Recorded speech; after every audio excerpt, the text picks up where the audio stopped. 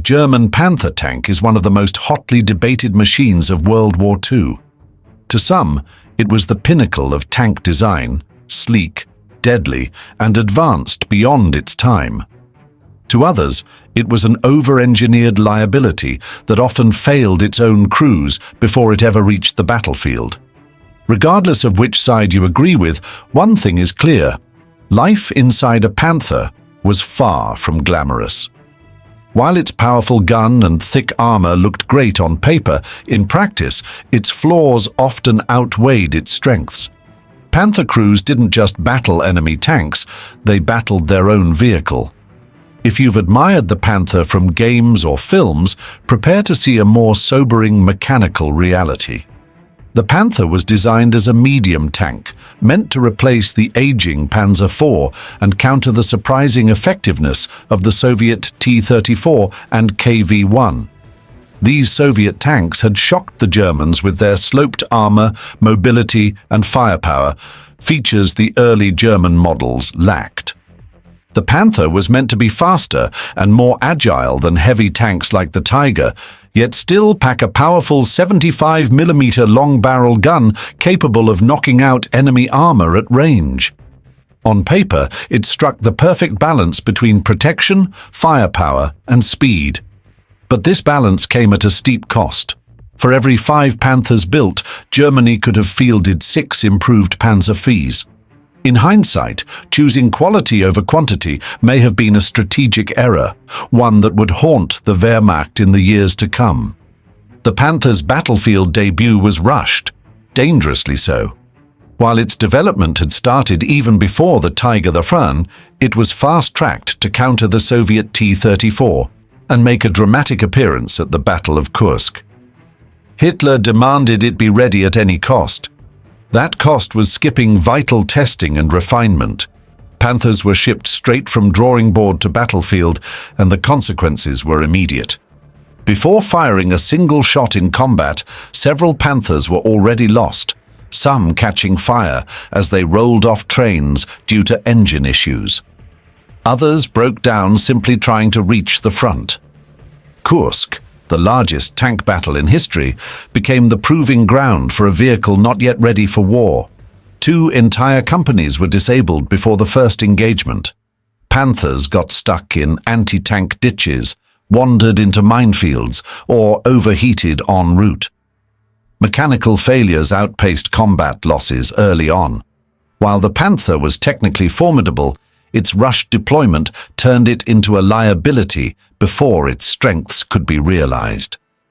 The Panther's engine troubles were more than minor inconveniences. They were deadly. The Maybach petrol engine, while powerful, was overtuned to 700 horsepower and paired with a weak cooling system. This made it prone to overheating, especially at high RPMs. But worse still was a flaw in the fuel system. In early models, unburned fuel could enter the exhaust system and ignite, sometimes causing the tank to burst into flames spontaneously, often while idle or in transit. Fires would start beneath the engine deck, dangerously close to ammunition and electrical wiring. If crews didn't notice in time, the blaze could engulf the tank in seconds.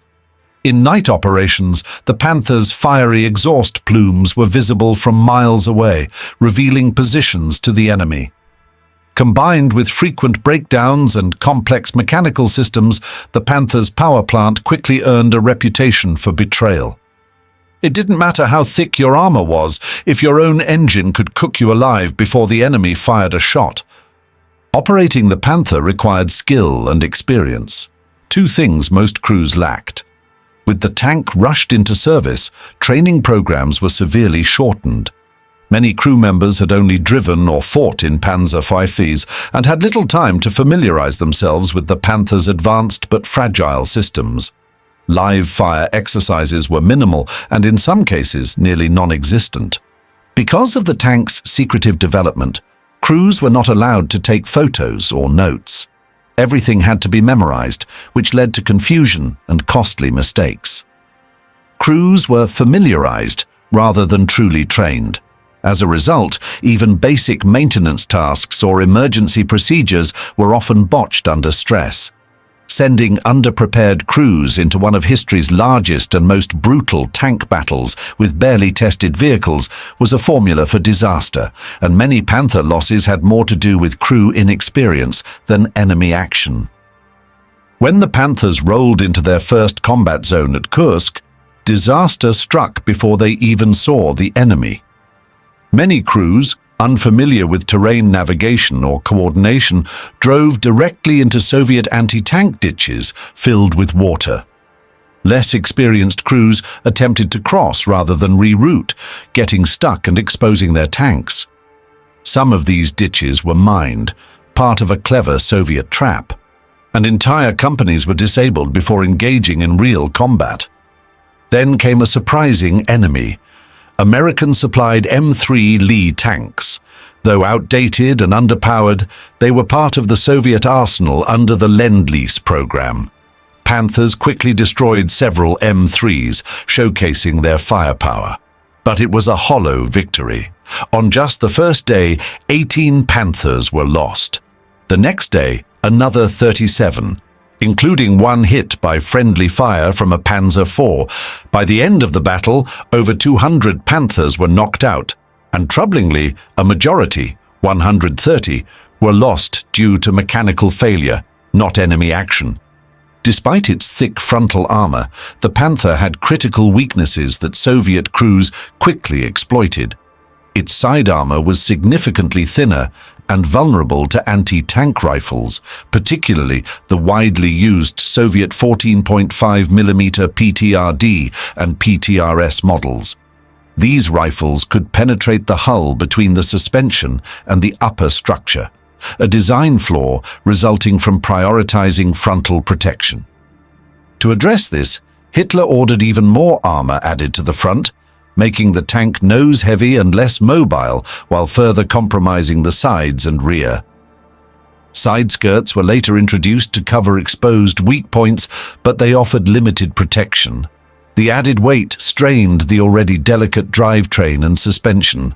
What looked like an armored beast from the front turned out to be an easy target from the sides. Panther crews knew that one well-placed shot from a cheap, handheld weapon could turn their state-of-the-art machine into a fiery coffin. Beneath the Panther's impressive exterior lurked a catastrophic flaw: its drivetrain.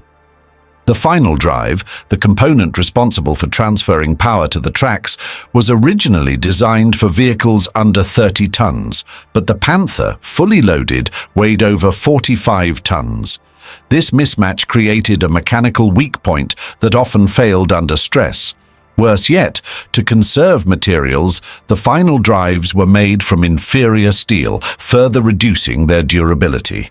In combat, this flaw became a nightmare. The Panther had an estimated operational range of about 180 miles, but the final drive typically failed after just 100 miles, meaning the tank was more likely to break down than run out of fuel.